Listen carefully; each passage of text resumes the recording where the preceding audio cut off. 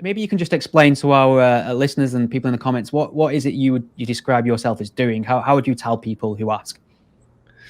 So there's this thing called space weather. Yes, there's weather in space. It's how the sun affects our planet in several different ways, and how that trickles down to things that can actually affect our everyday lives.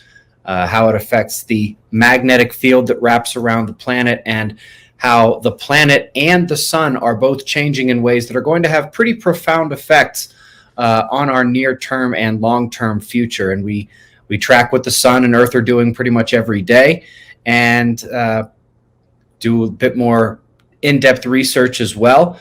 It's going to be a pretty important topic in the years ahead, as if we don't have enough of those already. Why do I get the horrible, depressing feeling that space weather is still miles better than British weather? Probably is, from what I've heard. I can't say I've ever been there, but yeah, I've heard good things as well. Yeah, it balances out. It's certainly not the food, but the weather's terrible. So I suppose a lot of people will be, there's a lot of people who are looking at what you do and what you measure in with a sort of doomsday mentality about things in terms of what the next big threat's going to be. A lot of people are sort of concentrating or focusing their attention on sort of global warming, planetary issues we have. But what's the chances I'm not asking you to put a number on it unless you can, of something more catastrophic happening from outside our planet, in terms of something from space causing a catastrophic event that's probably more dangerous than our concern of climate change right now? In the next 20 to 30 years, nearly 100%. So none of this matters. It's all pointless. It's got 30 years left. Well, here's the good news. This happens fairly regularly on a cycle, and we are still here. We are still talking. Humans have survived several of these. We might not have very good infrastructure. Civilization may look a little bit different, but this is going to dramatically change, to put it that way, the world that we're living in, and how people go about their daily lives. That's for sure. So just assume that I'm an idiot, which should be fairly easy, and explain to me about the Earth's magnetic field and how or why that appears to be changing. So Earth's magnetic field, it is exactly what it sounds like. We have this magnetic shell, this protection from our planet, and it protects us from harmful ultraviolet rays, from things like supernova, gamma ray bursts, all the scary stuff that you may have seen about in an educational documentary or a show on TV. And it is currently weakening.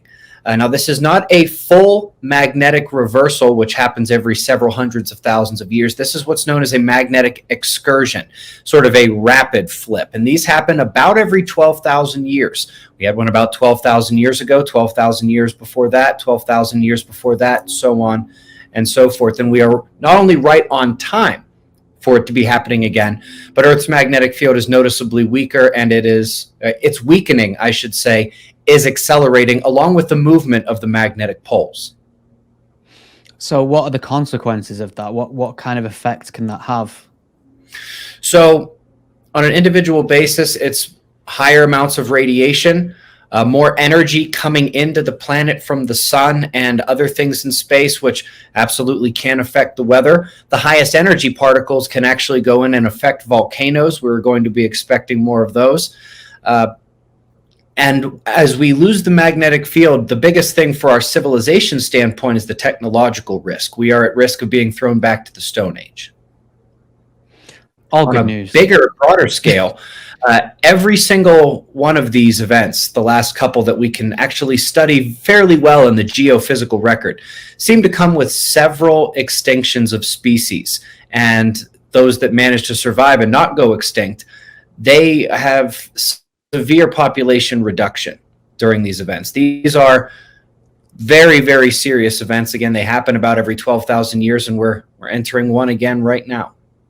Yeah, I remember reading a statistic a while back, something like the remaining amount of life that's present on the planet right now accounts for something like 2% or maybe less of all life that's ever been, which is a scary statistic when you think about it. Another scary thing, I seem to remember reading a Bill Bryson book a while back. I can't quite remember which one it was, but he sort of described about how many asteroids or meteorites, I always get confused which is which, are whizzing by us at any moment, missing by not particularly, incredibly narrow margins, but enough for us to be concerned. And I suppose there's this perception in our head that we'd spot this coming, we'd have some really advanced technology and be able to mount some sort of Armageddon, Bruce Willis type action adventure rescue effort. But it appears that we probably wouldn't know very much about it. Am I right in thinking that? There's a very good chance we'd never see it coming. There is a chance we could see it coming. We are certainly better at this now than we were 10 years ago, 30 years ago, but we still hear about asteroids all the time that passed very, very close to Earth, but we don't hear about them until after they passed us. They'll show up on the official near Earth object list after they passed Earth, and it's like, well, couldn't you have told us about that before? And speaking with some professors and folks at NASA, no, they couldn't, because they didn't see it coming. So, and of course we do. They do break atmosphere, and they do hit the ground sometimes, and they have done historically. We've got these plenty of sites that are clearly indicative of asteroid hits. And I suppose my question would be, how large would one need to be in terms to create some sort of equivalent of a nuclear explosion or some sort of planet-threatening event?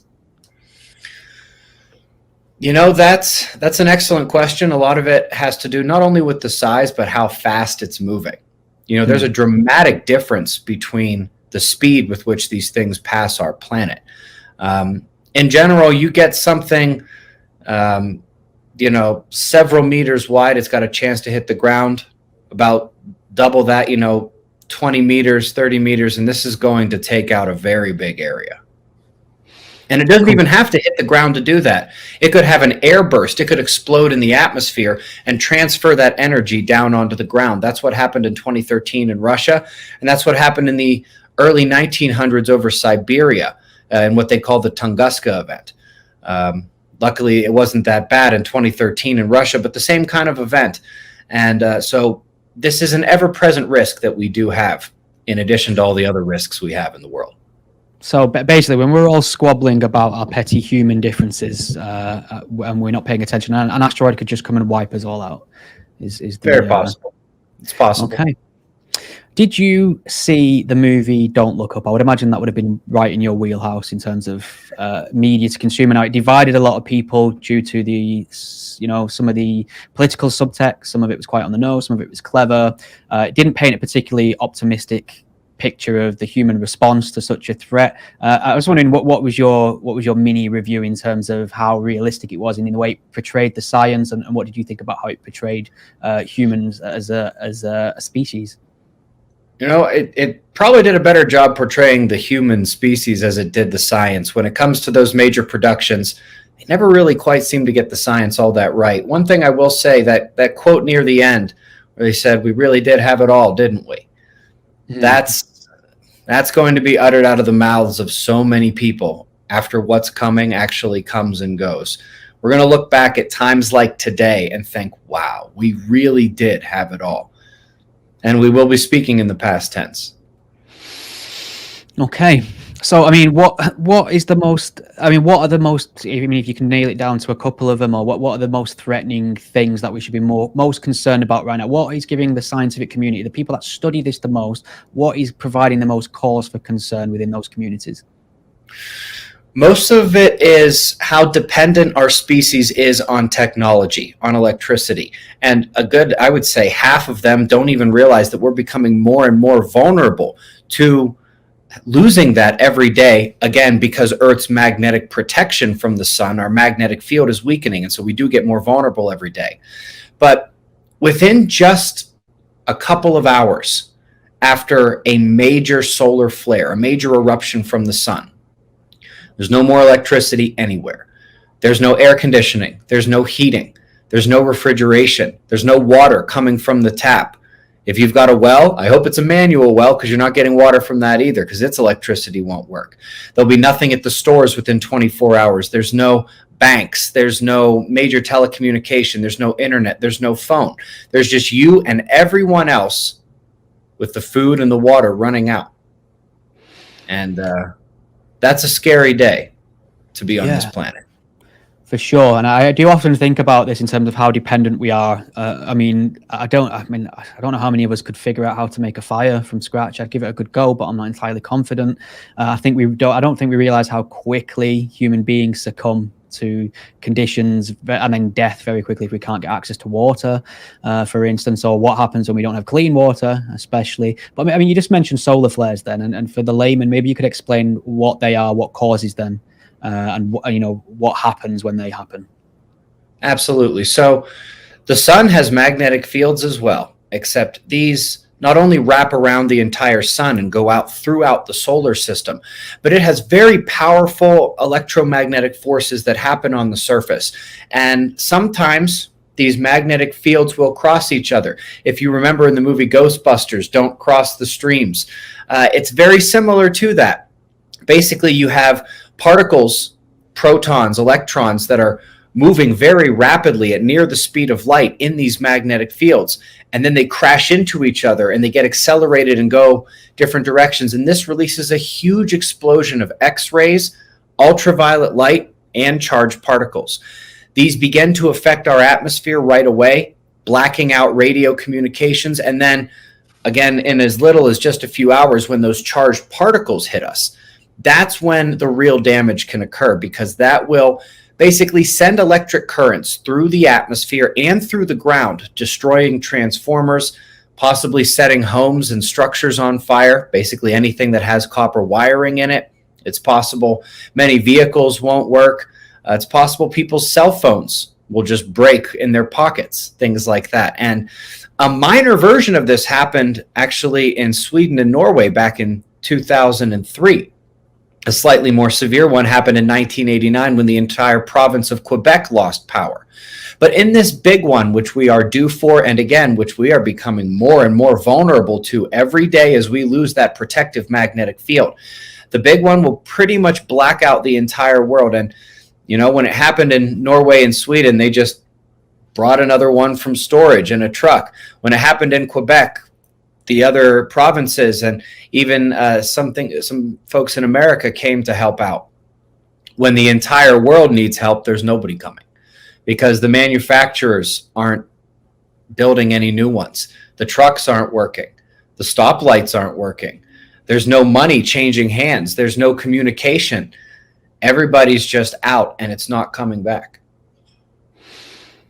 Not looking forward to this, I'll be honest. I was in a good mood 15 minutes ago, and now I have children aged 7, 5, and 2, and so there are many concerns that go through my head on a daily basis.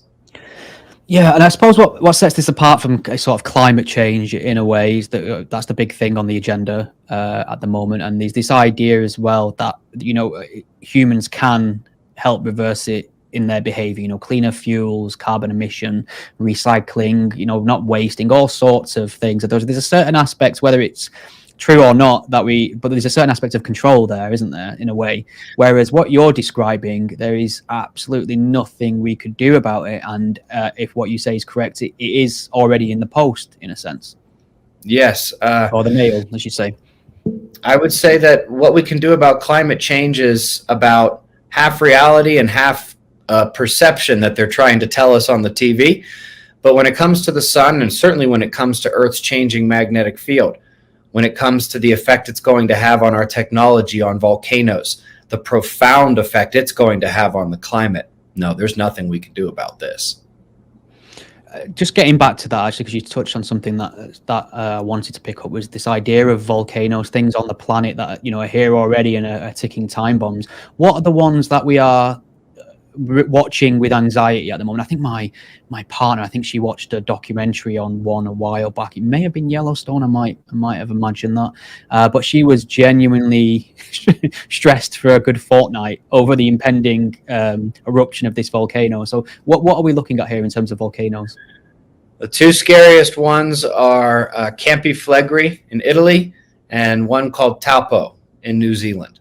Either one of them, if they go off, the planet's going to drop 5-6 degrees in temperature. It's going to make global warming look like nothing. We're going to pray for global warming if one of those goes off, and we're way overdue for something like that as well. How So does a volcanic eruption reduce the Earth's temperature in that way? it spews a lot of ash and sun reflecting gases up into the top of the sky, and those can very easily spread around the planet. There's a term called volcanic winter. It's very similar to nuclear winter, where essentially you get too much stuff that blocks out the sunlight and or reflects it back into space, and that sunlight isn't able to get to the surface of the planet and actually give us our nice temperate climate in well, at least in the summertime seasons. It gets pretty cold where I live in the wintertime, and I understand it gets fairly chilly over in the UK as well. But essentially, we would not be able to get the sunlight to warm the planet, and the planet does cool off very, very rapidly. At least it shows throughout history in the geology and the geophysical evidence that this can happen very quickly. There was a minor, and I say minor, it was still a large volcano, in 1991 called Pinatubo that went off, and it dropped temperatures around the world by a full degree for several weeks, several months. But what we're talking about is, 50, 100, 200 times more than that. And not only do they have a much more profound impact, but they last a lot longer too, years, decades, things like that. So keeping it back to climate change, I suppose, and some sort of healthy skepticism towards scientific predictions in a way, a lot of people will point to the climate change, people who are painting the doomsday scenario and have been for decades with lots of predictions that have failed to materialize, thankfully. And I think you said something very interesting there about, in terms of climate change, what we can and can't change. Some of it is accurate and some of it's either wishful thinking or misinformation. And so how do we know for sure the things you're saying? What sort of data do you look at or calculator do you make to say, yep, this is legitimate and this is something that is definitely in the future for the human race? So when it comes to the cycle of the magnetic changes, these past events are very well documented. They're so well documented they have names. Starting 12,000 years ago and going backward in time 12,000 years, we have Gothenburg magnetic excursion, Lake Mungo, Mono Lake, Lachamp, the Vostok Greenland event. They're so well documented, we have names, and they come fairly well on that cycle. And so in terms of us having one again now, we are right on time. And what would you expect to see when you're right on time?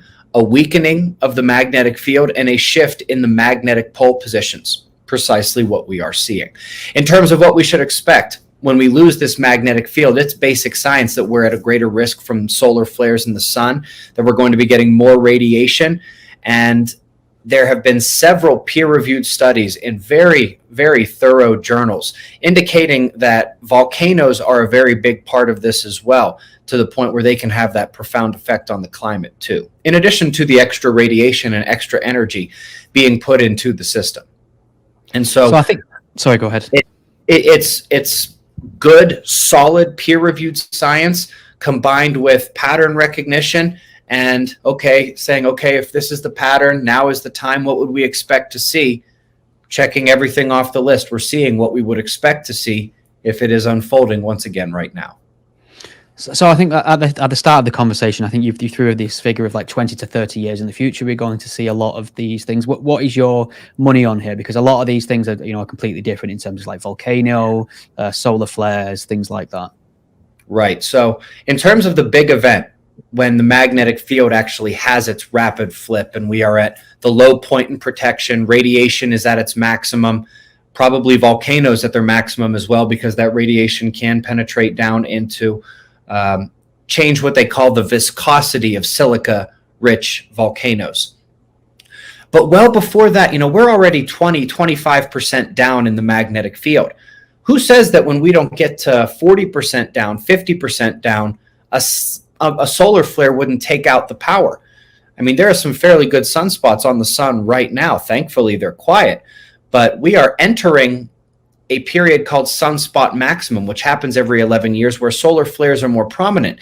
And so for all we know, next week, the sun's going to take out power and it's not coming back. And then 10, 20, 30 years later, we're going to have this radiation and volcano event when the magnetic field actually drops to zero. It's actually much easier to take a look at how the magnetic field is changing and do a basic bit of math and say, okay, sometime late 2030s to 2040s, we're going to have that magnetic flip. The sun could do this next week. The sun might just let us trudge along until the 2030s, 2040s, and not take out power until we basically have no magnetic protection left. That's the unseen part of this, that the sun is very unpredictable, nowhere near as predictable and trackable as the changes in Earth's magnetic field are. Yeah. So I suppose this field of study that you're very knowledgeable about and are clearly very passionate about, the truth really is that there's nothing. I mean, usually when you dedicate yourself to a cause or an impending disaster, it's usually done with the forethought of, well, maybe there's something we can do here. Maybe if I outline this and detail it in such a way, we can prepare, we can mount a defense in a sense. But it seems like that's all academic, really. I mean, it's not possible to defend against what's coming. I mean, am I right in my assumption there? And does that not depress you a little bit and make you think, you know what, I'm just going to put my feet up and do something else instead? So we can't stop it from happening, but there are things we can do to prepare. Right. You know, we can look and see which cultures survived the best 12,000 years ago. And we know this. Most of them were not near a coastline. There's evidence of pretty tremendous tsunamis happening because the same parts of the crust that are affected volcanically, a lot of the fault lines are going to be affected as well. And for several other reasons, there are probably major tsunamis that are going to attack many coastlines.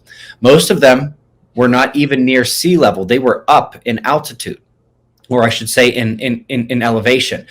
And in addition to being far from the coast and high in elevation, they had subterranean structures that they could hide in. Now, there's any number of reasons why this could be important. If you are hiding in a cave, or you have, dug out, like, say, the underground dwellings in Turkey called Cappadocia, or the cliff dwellings near where I live in Colorado, you have rock over your head protecting you from radiation. You have the geothermal heating protecting you and basically stabilizing the temperature. One of the things that increased energy and radiation is going to do is amplify lightning. You're very much more protected inside of something there. And there is this air pressure barrier that you have against some of the toxic volcanic gases getting into those subterranean areas as well. Now, it doesn't mean you have to go live underground for years and years, but when the air starts to taste and smell bad, you go in there. When you start to notice you're getting sunburned after a few seconds, you go in there. When you start to notice, hey, this is a very serious temperature shift going on, you go in there. And so being away from the tsunamis, away from the coastlines, being pretty high up in elevation, and having some way to go underground, even if it's something like a root cellar. And for people who have sturdy enough homes, a good basement isn't terrible if you have good elevation and other things like that. It's just that there is going to be a lot of people who aren't going to be able to have that scenario, and they're going to be profoundly affected, if I can just put it lightly, by everything that's coming over the next several decades. Is it possible then, really, that colonization of other planets is really the best hope for the human race to flourish and continue, would you say? Maybe. Although, obviously the two main candidates for that would be the moon and Mars at this point, right? Kind of hard for us to get too far out there.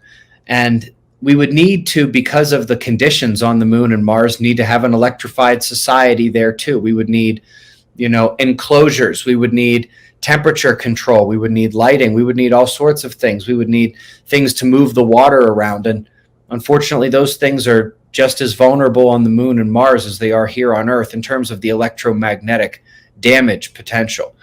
Like I said, the good news is we are still here. Humans have survived this every time. I think there's a very good chance we're going to survive it again.